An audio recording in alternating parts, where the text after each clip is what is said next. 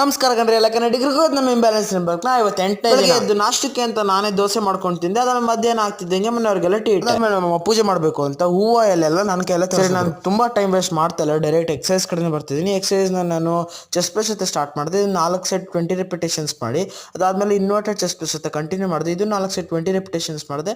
ಅದಾದ್ಮೇಲೆ ಮೂರನೇ ಎಕ್ಸರ್ಸೈಸ್ ಬಂದು ಡಿಕ್ಲೈನ್ ಚೆಸ್ಟ್ ಪ್ರೆಸ್ ಮಾಡ್ತಾ, ಇದನ್ನು 4 ಸೆಟ್ 20 ರೆಪಿಟೇಷನ್ಸ್ ಮಾಡಿ, ಅದಾದ್ಮೇಲೆ 5ನೇ ಎಕ್ಸರ್ಸೈಸ್ ಬಂದು ಅನ್ವೆನ್ ಪುಷಪ್ಸ್ ಮಾಡಿದೆ. ಇದು 30 ರೆಪಿಟೇಷನ್ಸ್ ಮಾಡಿ. ಸರಿ, ನಾನು ಎಕ್ಸರ್ಸೈಸ್ ಎಲ್ಲ ಆದ್ಮೇಲೆ ಇದೇ ನೋಡ್ರಿ ನಾನು ಆಫ್ಟರ್ ವರ್ಕೌಟ್ ರಿಸಲ್ಟು. ನಾನು ಎಷ್ಟು ಸತಿ ಹೇಳಿದ್ದೀನಿ ನಿಮ್ಮ ಒಪಿನಿಯನ್ನ ಕಮೆಂಟ್ಸಲ್ಲಿ ತಿಳಿಸಿ ಅಂತ. ಯಾರ್ದು ಕಮೆಂಟ್ಸ್ ಕೂಡ ಬರೋದೇ ಇಲ್ಲ ಅನ್ನುತ್ತೆ. ನಾನು ನಿಮ್ಮ ಒಳ್ಳೆ ಒಪಿನಿಯನ್ನೇ ತಿಳಿಸಿ ಅಂತ ನಾನು ಹೇಳಲ್ಲ.